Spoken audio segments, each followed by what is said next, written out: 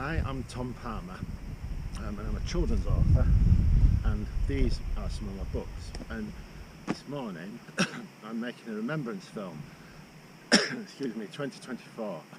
A lot of my books are about the military, about sailors, soldiers and airmen who are involved in the First and Second World War in particular. I'm here at Easdale Tarn, and I'll just give you a little view of it so you know where we are.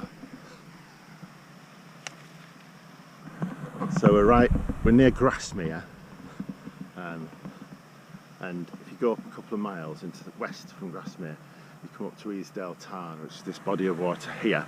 And this is the setting of my book, Angel of Grasmere.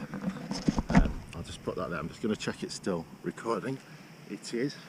Right, so I'm here because I wanted to make a short film just to talk about Remembrance 2024. I do quite a lot of fell running, which is, I'm not very fast, but I like doing it, which is running up on these on the fells in Cumbria and on the moors in Yorkshire. And when I'm running, I often think of ideas for stories, and two of my big story ideas have been inspired up here, and both of them relating to the military. I just wanted to speak briefly really about Angel of Grasmere, my newest book.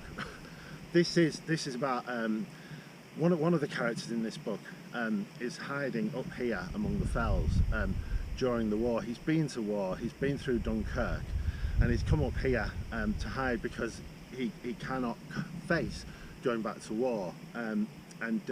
He's got what we now call PTSD, post-traumatic stress disorder, which is a big deal, particularly in the military, but in other walks of life as well, where people are so troubled, so messed up, so broken by their experiences in war, by the trauma of war, that it's very difficult for them not just to go back to war, but to take part in normal life again. And my character in here does that. If you might have heard, in the First World War it's called shell shock. Second World War later on it was called combat fatigue, and basically in the First World War many soldiers were executed with PTSD, with shell shock, because they refused to go back to war, and because they were considered cowards. And in this book, my main character, he thinks he's a coward, and so he does something. He comes up here among the hills and does something remarkable. And for me, this was based on me doing a lot of research into men and women who've had PTSD because of their experiences in the forces, in the military. I did a lot of research into what happens to people, what their experiences are, how they feel about themselves, and I hope that in this book I've done them justice. And a lot of people recover from PTSD, but some people don't. My character in Over the Line, Fred Bullock, who was a Huddersfield Town player, he never really recovered from his PTSD from shell shock from the First World War. So I wanted to speak about that, and to mark that today on Remembrance Day. But I also wanted to speak about one of the main scenes in here, which I might read to you, is what happens when Joss, one of the main characters in the book, is up here, up among the fells, and something happens which is quite dramatic, and it's something that happened a lot up here among the fells. One of the things I do when I'm running is sometimes I look out for aircraft wrecks. There are many aircraft wrecks in the mountains, of the UK, in Scotland, in North Wales, but also in the Lake District. And this is a book I've read, and it's sort of a guide to where aircraft wrecks are.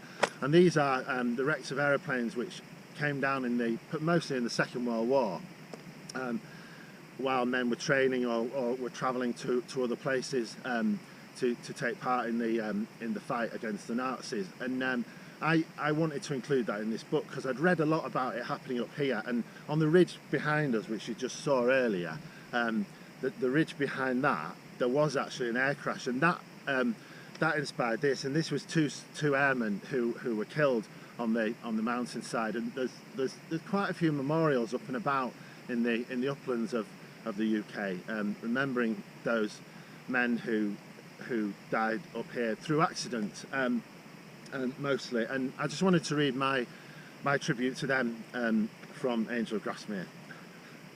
Joss was sitting on the on the step of the stone hut when the sound of the planes came rumbling up the valley. He tried to steady himself.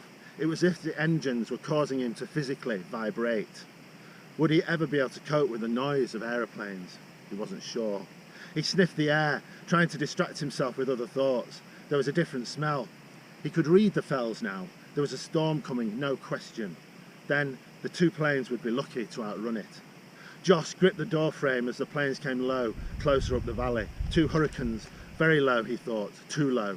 And 3 or 4 seconds before they hit the side of the fell, he knew they would, and that it was the mist that had confused them. Then an almighty crash. There had been no time for the pilots to bail out and parachute to safety. They would almost certainly be dead or dying. Josh knew that, and he knew he had to help. He ran towards the flames, now illuminating the fell side, turning the surface of the tarn orange and red. And that's a scene, and that was a scene based on things that have actually happened up here. Things that have happened up here among the fells. So, like, have happened during wartime. Men have come up here and hidden because they're too messed up to go back to war. Men have flown aeroplanes, and because of mist and because it can get pretty wild up here, they've crashed into mountainsides. And on Remembrance Day today, on 2024, I wanted to come up here and remember them, and remember all the men and women, Army, Navy, Air Force that have given their lives and to try to do the right thing to defend this country and to protect us. And making films like this every year is an important part of what I do. I think I don't write these books I do write these books because I love writing. I do write these books because I love writing, and I do write these books because it's my job. But I also write these books because I want to remember the men and women of all the forces who have been involved in war and who've taken such great sacrifices. And that's a big reason why I do it. Anyway, thank you for listening.